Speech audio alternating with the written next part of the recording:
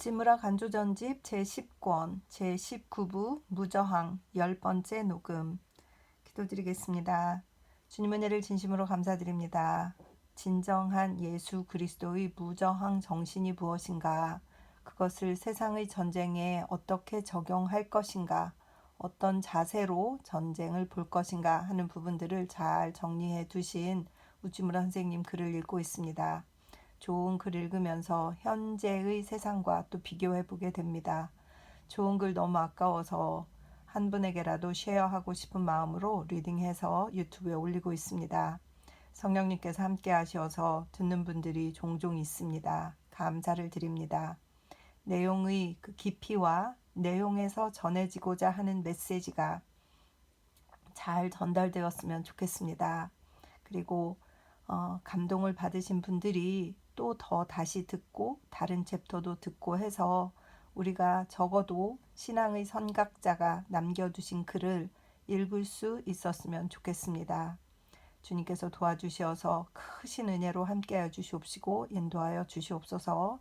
감사드리며 고마우신 우리 주 그리스도 예수님 이름 받들어 기도드립니다. 아멘. 오늘은 전쟁 폐지에 관한 성서의 명시입니다. 바야흐로 지식인은 모두 다 전쟁의 뒤처리에 관해서 논하고 있다. 이르기를 전후의 경제, 전후의 교육, 전후의 외교라 한다. 그들은 전쟁이 언젠가는 끝날 것이라는 것을 안다.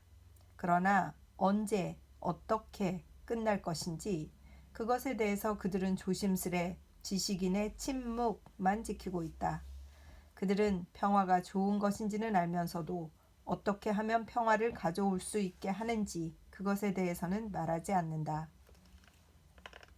그런데 전쟁을 끝내게 하는 길로서 이 세상의 지식인들은 전쟁으로 전쟁을 끝내게 하는 길 밖에는 모른다. 지휘자 토머스 우드로우 윌슨조차 미국의 참전으로 전쟁을 종식시키고 그리하여 평화의 행복을 인류에게 맛보이게 하려 하고 있다. 폭력으로 폭력을 바꾼다.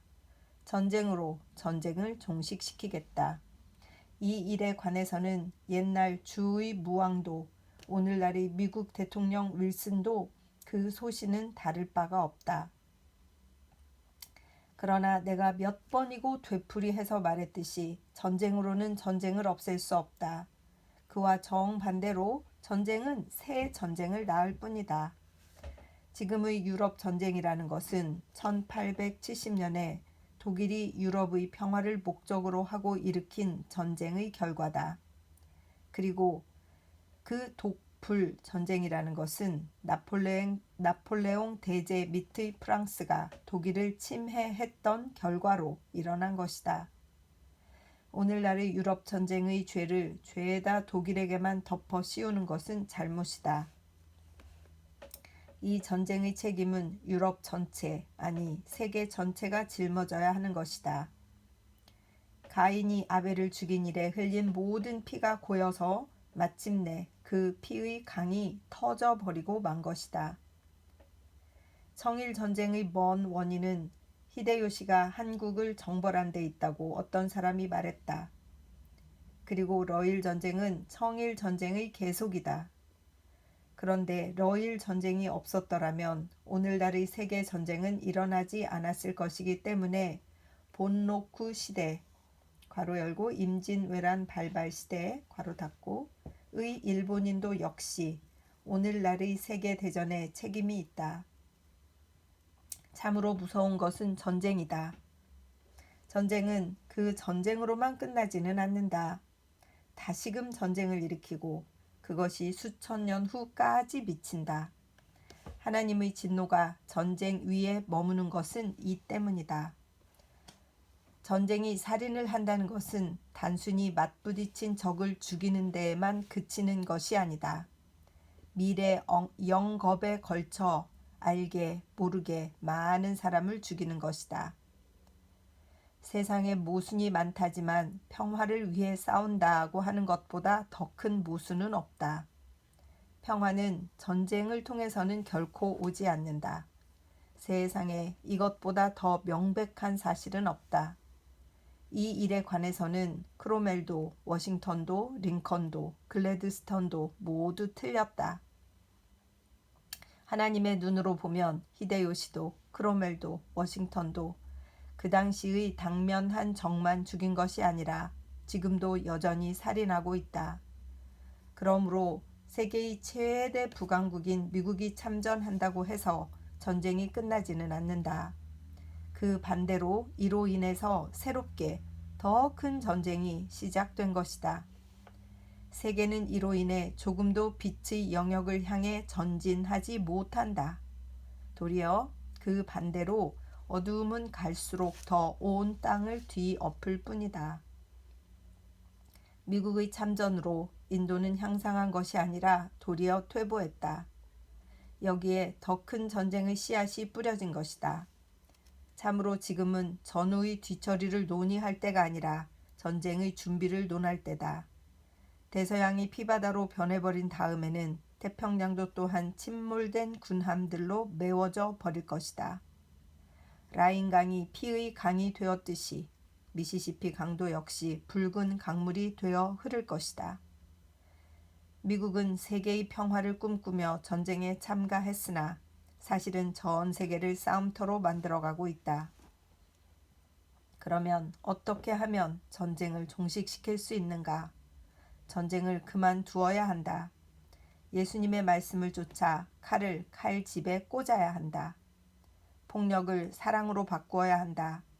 전쟁을 비전으로 대체해야 한다. 전쟁의 횟수를 줄이면 줄일수록 그만큼 전쟁은 줄기 마련이다. 전쟁의 구역을 좁히면 좁힐수록 그만큼 전쟁은 작아져서 마침내 없어진다. 전쟁은 사나운 불길이다.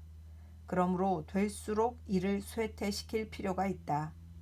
그렇기 때문에 참으로 평화를 사랑하는 사람은 전쟁에 관해서는 무슨 일이든 반대해야 한다. 한마디라도 전쟁을 찬성하는 말을 입 밖에 내서는 안 된다. 단 한 표라도 전쟁 찬성 쪽에 투표해서는 안 된다. 평화를 사랑하는 사람들은 이제 이렇게 말해야 한다. 다른 사람은 몰라도 나 자신에 관한 한 나는 모든 일에 있어 모든 경우에 있어 전쟁을 반대한다 하고 비전론은 어떤 경우에든 부르짖어야 한다. 그러나 전쟁은 비전론을 외친다고 해서 없어지는 것은 아니다. 우리가 비전론을 주창하는 것은 그렇게 하면 전쟁이 없어진다고 믿기 때문이 아니다. 성서가 분명히 가르쳐주는 바에 따르면 전쟁은 사람의 힘으로는 없어지지 않는다. 전쟁은 세계 여론이 비전론으로 기울어졌을 때 끝나는 것은 아니다. 그런 때는 절대로 오지 않는다. 전쟁은 하나님의 대능이 임할 때에 끝난다. 전쟁 폐지는 하나님께서 자신의 소나귀 속에 숨겨두신 것이다. 이것은 하나님이 정해 세우신 세상의 심판자이신 그리스도가 재림하실 때 실현된다. 이 사실에 관해서 성서는 밝히 보여주고 있다. 이리하여 우리가 그 칼을 쳐서 보습을 만들고 그 창을 쳐서 낫을 만들 것이며 이 나라와 저 나라가 다시는 칼을 들고 서로 치지 아니하며 다시는 전쟁을 연습지 아니하리라. 이사야서 2장 4절 이하, 미가서 4장 3절 이하 라고 한 것은 단순히 세계 평화의 이상을 설명해 놓은 것만은 아니다. 이리하여 라는 말이 있어서 그 이상이 실현될 이유가 명시되어 있다. 괄호 열고 우리말 성서에는 이 말이 빠져 있음. 괄호 닫고 세계의 평화는 이루어진다. 그러나 전쟁을 통해서 오는 것이 아니다. 외교를 잘해서 오는 것도 아니다. 평화 사상의 보급으로 오는 것도 아니다. 여호와께서 모든 백성을 심판하시며 많은 민족을 징계하시기 때문이다. 즉 여호와 자신이 이 세상을 통치하시기 때문에 이 놀랍고 즐거운 이상이 실현된다는 것이다. 평화의 왕이 강림하심으로써 평화가 온다. 또 말하기를 저가 땅 끝까지 전쟁을 쉬게 하시며 활을 꺾고 창을 끊으며 수레를 불사르시는도다. 시편 46편 9절. 이 경우에도 여호와가 이다. 정치가가 아니다. 외교관이 아니다. 인간인 평화운동자가 아니다. 여호와가 이다.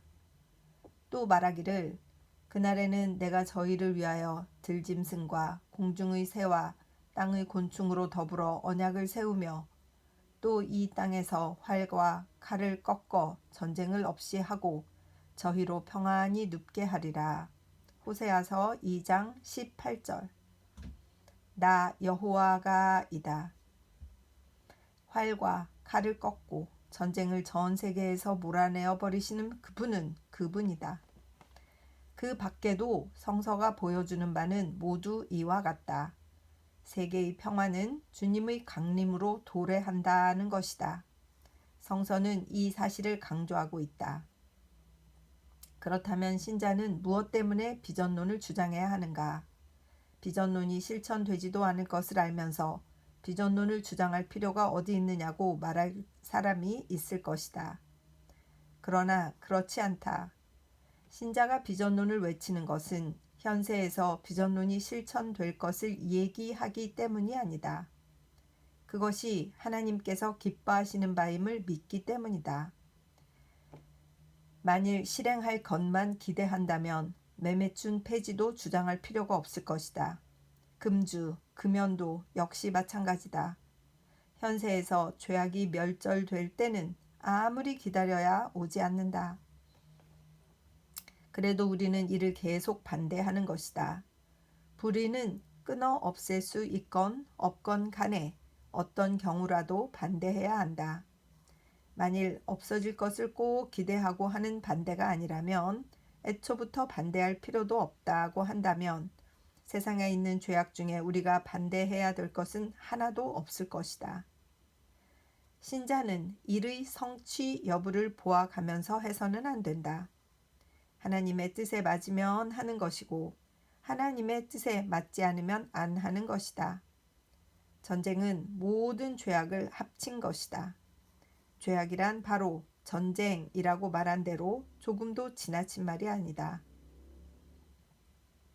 하나님을 사랑하는 사람은 본능적으로 전쟁을 싫어하기 마련이다. 구태여 성서의 2장 저 구절을 인용해 가면서 변증할 필요조차 없는 일이다. 신자의 전심전령이 직감으로 전쟁을 배척해 마지 않는다. 그뿐만 아니라 비전론의 주장은 주님의 강림을 앞당기기도 한다. 주님을 이 세상에 다시 영접하려면 그에 알맞은 준비가 필요하다. 그런데 그 준비란 평화의 복음을 전파하는 일이다. 이 하늘나라의 복음이 온 세계에 전파되어 모든 백성에게 증거될 것이다. 그러고 나서야 끝이 올 것이다. 마태복음 24장 14절라고 했다. 하나님은 복음으로 모든 사람을 심판하신다. 로마서 2장 16절. 그러므로 온 세계에 복음을 전파하는 것이 심판 계시의 전제로서 필요하다. 그런데 복음 전파란 지금 선교사들이 하고 있는 것처럼 건드리지도 않고 다치지도 않는 평범한 교리를 전파하는 것을 말하는 것이 아니다. 현재와 같은 세상에서는 비전이 복음의 가장 중요한 부분이다. 죄에 대하여, 의에 대하여, 심판에 대하여 세상 사람들이 잘못 생각하고 있음을 깨우쳐 주실 것이다. 요한복음 16장 8절라고 했는데 그러기 위해서는 기어코 죄 중의 죄인, 전쟁의 죄에 관해서 깨우쳐 줄 필요가 있는 것이다. 두말할 것도 없이 복음의 반면은 죄의 책망이다. 그런데 20세기에 살고 있는 인류, 그 가운데서도 문명국들이 범하고 있는 가장 큰 죄는 전쟁이다. 전쟁을 책망하지 아니하고 그리스도의 복음을 강론할 수는 없다. 전쟁을 허용해버리면 기독교는 그 밑뿌리부터 뽑혀지는 셈이다. 사회 사업이고 외국 선교고 그까짓 게 중요한 것이 아니다. 전쟁은 인도의 파괴다. 기독교의 부정이다. 전쟁의 용납과 복음의 전파를 동시에 할 수는 도저히 없는 것이다. 옛날 사도 요한은 누가 거짓말하는 사람인가? 예수가 그리스도이심을 부인하는 사람이 아닐까? 요한일서 2장 22절라고 말했다. 그 당시는 예수의 신성이 세상의 실제 문제였다. 지금 우리는 감히 말한다. 누가 거짓말하는 사람인가? 예수를 믿는다고 말하면서 전쟁을 시인하는 사람이 아닌가? 라고. 지금은 사람들의 신앙이 진짜인지 가짜인지를 시험하려고 그가 믿는 신조를 물을 필요는 없다. 지금은 누구든지 어떤 신조라도 신봉할 수 있다. 지금은 신앙의 시금석이 전쟁이다. 전쟁을 부정하는 이는 신자다. 인정하는 이는 불신자다. 모든 선이 사랑이라는 한 단어 안에 포함되어 있듯이 모든 악은 전쟁이라는 한 단어 안에 다 들어있다. 시인 쿠퍼는 마음속에 아픔을 느끼지 않고 벌레 한 마리라도 짓밟아 버리는 사람을 자기 친구 명단에 끼워 넣지 않았다고 한다. 우리도 지금과 같은 시대에 전쟁을 인정하는 자의 이름은 우리 친구의 명단에서 빼어버려야 한다. 전쟁은 비전을 부르짖는다고 해서 없어지지는 않는다. 우리는 그 사실을 잘 알고 있다. 그와 마찬가지로 금주 운동을 벌인다고 해서 음주자가 없어지는 것은 아니다. 그렇다고 해서 우리가 금주 운동을 중지해 버리는가, 없어지는가, 안 없어지는가의 문제가 아니다. 옳으냐, 그르냐의 문제다. 의냐, 불의냐의 문제다. 그런데 전쟁은 부정이요, 불의이다. 죄악의 절정이다. 그렇기 때문에 비전론을 부르짖는 것이다. 비전론을 부르짖음으로써 우리는 세례 요한처럼 주님을 위하여 길을 예비하고 있는 셈이다. 그러므로 우리들의 비전의 소리도 요한이 외친 회개 촉구의 소리처럼 빈들에서 외치는 자의 소리, 마태복음 3장 3절, 소수자의 소리다. 죄송합니다.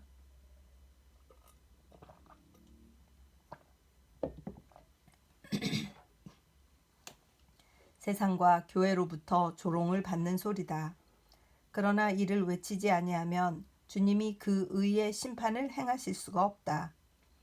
의가 의로 행해지고 불의가 불의로 멸절되기 위하여서는 한 차례 분명하게 의가 의임과 불의가 불의임이 외쳐질 필요가 있다. 불의로 인정되지 아니한 불의는 이를 불의라고 정죄할 수가 없다. 현세에서 정의를 부르짖을 필요성이 바로 여기에 있다. 내세에 있을 그리스도의 심판을 돕기 위함이다. 그런데 이런 보필의 직분을 맡는다는 것은 신자로서 큰 명예다. 지금과 같은 세대에 세상과 교회의 조롱을 당하면서 전쟁의 죄악성을 외친다는 것, 이것보다 더 큰 명예를 나는 상상할 수가 없다. 이는 참으로 우리의 명예이며 또한 우리들의 구원과도 관련이 있다. 지금은 기독교를 전해도 돌에 맞을 염려는 없다. 이럴 때에 우리는 비전을 부르짖음으로 사회에서 배척받고 교회에서 쫓겨나 우리들의 구원을 완성해야 한다.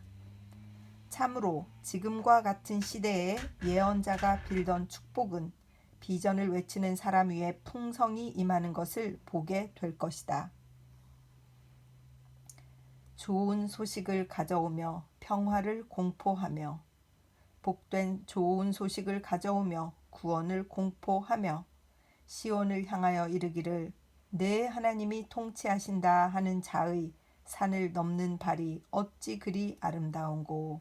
이사야서 52장 7절. 평화를 선포하면서 주님의 강림과 통치를 기다리는 것이 이 악한 세상에서 특히 신자들이 할 일이다. 그리스도의 재림이라고 하면 막연하고 미신같이 생각될지 모른다. 그러나 사실은 재림이 없으면 인류의 소망은 그림의 떡이 되고 말 것이다.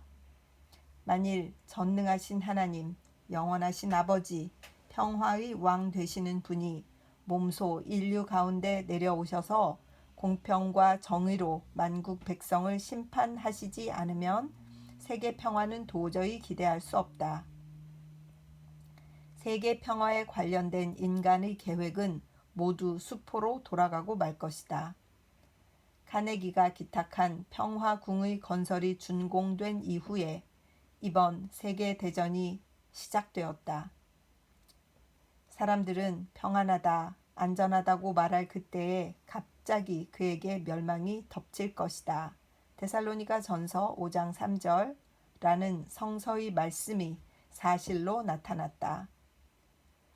정치가들이 평화적 수단을 가장 많이 쓸 때에 언제나 무섭고 큰 전란이 국민들 사이에 들이닥쳤다. 앞으로도 100명의 카네기가 나타나 백채의 평화궁을 기탁하고 100명의 루즈벨트나 윌슨 같은 세계 평화의 중재자들이 나타난다 할지라도 자기 중심에만 집착하는 이 세상에서는 전쟁이 그칠 날이 영구히 오지 않을 것이다. 그리고 이 사실을 간파한 세상의 사상가들은 이제 종종 세계 역사의 입장에서 그리스도의 재림 또는 이와 비슷한 현상을 대망하기에 이르렀다. 영국의 사회과학자인 E.A. 우드하우스가 최근에 A World Expectant, 세계의 소망이라는 책에서 혼란한 세계를 바로잡는 길은 전에 일찍이 출현한 적이 없는 큰 인물이 나타나기를 기다리는 수밖에 없다고 논한 것도 그 한 예다. 또 러시아의 시인이며 대사상가인 블라디미르 솔로비예프는 톨스토이 같은 필법으로 대담하고 명백하게 이번 유럽 대전쟁이 끝날 장소는 성서가 밝히 보여주는 세계 인류의 대심판이 시작되는 자리라고 주장한 것 등은 확실히 세계 사상의 그 한 단면이라고 볼 수 있다. War, Progress and the End of History by Vladimir Soloviev 1917년 7월 성서지 연구. 아이고 참 깊으신 내용입니다. 그렇죠? 잠깐 제 생각을 또 읽으면서 깨달은 생각을 얘기하자면 이것이 이루어지고 안 이루어지고 그것이 맞고 안 맞고의 문제를 떠나서 이것이 의롭다, 이것이 하나님의 뜻이다 라고 분명하게 성경에서 증명되고 내가 확신이 있고 정의로운 이야기를 할 때에는 그 말을 해야 된다. 그냥 무조건 참고 있을 것이 아니라 그 말을 해 두어야 나중에 후세가 그 말에 대해서 판단할 수 있는 것이고 그런 말이 있었다라고 기록이 남는 것도 얼마나 중요한가 하는 것에 대해서 확신을 가지고 계셨던 것 같다는 생각이 들고 그래서 자기는 무저항주의, 평화주의, 전쟁을 끝내야 되는, 전쟁을 더 이상 찬성하면 안 되는 크리스찬들의 태도 이런 것들에 대해서 이 글을 꼭 남기고 싶어 하셨구나. 그런 것을 좀 느낄 수 있는 것 같습니다. 우찌무라 간조의 제자로서 제자라고 스스로 저 혼자 늘 나는 우찌무라 간조의 제자야. 나의 유일한 스승은 우찌무라 간조야. 막 이렇게 얘기하고 그러는데 그의 제자로서 세상의 손가락질이나 주변의 평에 너무 연연해 하지 말고 이것이 정의롭다 해서 해야 될 말을 하는 것, 그 용기가 사실은 가장 필요한 것 같습니다. 그것이 용기겠지요. 안 될지 모르는데 말은 해서 무엇해 하고 입을 다물고 있는 지식인들이 가장 비겁한 사람들이라고 하잖아요. 그러니까 그 생각 위에 용기가 있어서 그 이야기를 하는 것, 그것이 굉장히 중요하구나 이런 생각을 또 하게 되었습니다. 계속 읽겠습니다. 전쟁과 전도. 전쟁은 이 죄악 세상에서는 불가피한 죄악입니다. 이것은 사람이 아무리 애써도 없앨 수가 없는 것입니다. 평화협회를 아무리 조직해도 가네기 같은 큰 자선가가 나와서 수억의 재산을 기증해서 그 폐지를 위해 애쓴다 할지라도 전쟁은 여전히 계속될 것입니다. 그뿐만 아니라 세상이 발달함에 따라 점점 더 크게 벌어질 것입니다. 그렇다면 전쟁은 그칠 날이 없는가 하면 그칠 날은 반드시 옵니다. 주 예수 그리스도께서 영광 중에 하늘에서 강림하실 때 그칩니다. 사실은 기독교의 전도는 이때를 맞이하기 위한 준비입니다. 이 세상의 개선이 아닙니다. 인생으로 하여금 그리스도의 강림하실 때를 준비하려는 것입니다. 그런데 그리스도의 재림의 가장 뚜렷한 징조는 전쟁입니다. 그러므로 우리는 온갖 방법을 다해서 이 때에 세상 사람들에게 그리스도의 복음을 전해야 합니다. 1917년 12월 성서지 연구. 성서와 전쟁.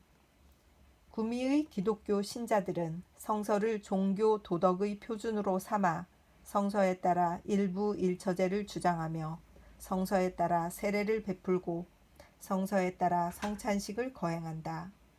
만일 성서의 말씀을 어기는 사람이 있으면 비성서적이라고 해서 그 사람을 책망한다. 그러나 전쟁에 대해서만은 그들은 왠지 성서대로 하려고 하지 않는다. 성서는 분명히 전쟁을 금하고 있는데도 불구하고 그들은 대규모로 전쟁을 감행하면서도 뉘우치는 기색도 없다. 이와 같이 그들은 작은 일에는 성서적이고 큰 일에는 비성서적이다.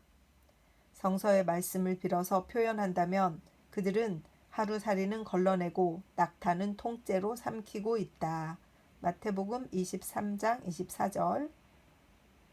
만일 성서가 전쟁을 용인한다면 성서는 어떠한 죄악도 용인한다는 말이 된다. 그런데 지금 독일은 물론이고 성서적이라고 자칭하는 미국에서도 인류 목사와 신학자들이 성서를 인용해 가면서 전쟁이 옳다고 우기고 있다.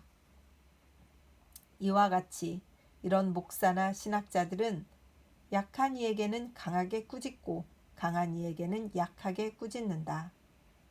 그들은 여론을 거슬러 가면서까지 성서에 따라 전쟁을 부정할 용기를 갖고 있지 못하다. 1917년 12월 성서지 연구. 그래서 무저항에 관해서는 10개의 리딩을 만들어서 여기까지 다 읽었습니다. 참 감사를 드리고 또 이제 그 나머지 부분들에 대해서 계속해서 그렇게 읽도록 하겠습니다. 작은 것은 성서를 막 인용해서 지켜야 된다고 부르짖으면서 큰 것에 대해서는 비성서적인 기독교인들 얼마나 세상에 흔한가. 사실 저 자신도 그렇지 않은가 이런 생각이 들고 그것은 어쩌면 우리가 성서의 지식이 너무 부족해서 그리고 정말 진정으로 성서를 깊이 연구해 본 적이 없을 뿐만 아니라 그 성서를 진심으로 내 삶의 주인으로 하나님의 말씀으로 제대로 인식하지 않고 있어서가 아닐까라는 반성을 하게 되는 그런 리딩이었습니다. 지금도 그렇지요. 작은 것들은 막 그 성경에서 이렇게 하지 말랬잖아, 하랬잖아, 뭐 십계명이 어떻잖아, 막 이렇게 하면서 큰 일에서는 우리가 못 지키고 있는 게 너무 많지 않습니까? 좀 반성해야 되겠다는 생각이 들고 주님께 정말 죄송한 생각이 듭니다. 좀 더 성장하고 좀 더 정의를 바라보는 그러한 신앙인으로 그러한 주님의 백성으로 살고 싶다는 생각을 하게 되는 그런 챕터였습니다. 기도드리겠습니다. 주님 은혜를 감사드립니다. 우즈무라 선생님이 왜 비전론을 이렇게 크게 생각하시고 글을 남기시고 그래서 정말 성서를 통해서 우리가 어떻게 보아야 될 것인가 하는 샘플을 보여주신 것을 진심으로 감사드립니다. 간혹 사람들 가운데 우찌무라 선생이 예언자로서 전쟁 중에 하늘에서 불이 떨어질 것을 예언했다거나 한국이 크게 발전할 것을 예언했다거나 하는 부분들이 군데군데 짤막짤막하게 나오는 그런 말들이 있는데 사실은 그것이 아니라 이분이 성서를 얼마나 깊이 생각하고 그것에 비추어서 세상을 바라보고 한국을 바라보고 전 세계에 대해서 평을 했는가 하는 것을 생각해 보니 이렇게 전집 전체를 읽어서 이분 전체의 삶과 전체의 사상을 들여다볼 수 있는 것을 생각할 때마다 감사를 드립니다. 리딩이 많은 사람들에게 잘 전달되어서 그들의 생각도 다시 한번 전쟁이 무엇인가, 우리가 어느 방향을 향해서 나라를 지지해야 될 것인가 하는 것들도 생각하는 귀한 성도들 될 수 있도록 인도하여 주시옵소서. 감사드리며 고마우신 우리 주 그리스도 예수님 이름 받들어 기도드립니다. 아멘. 사랑하고 축복합니다.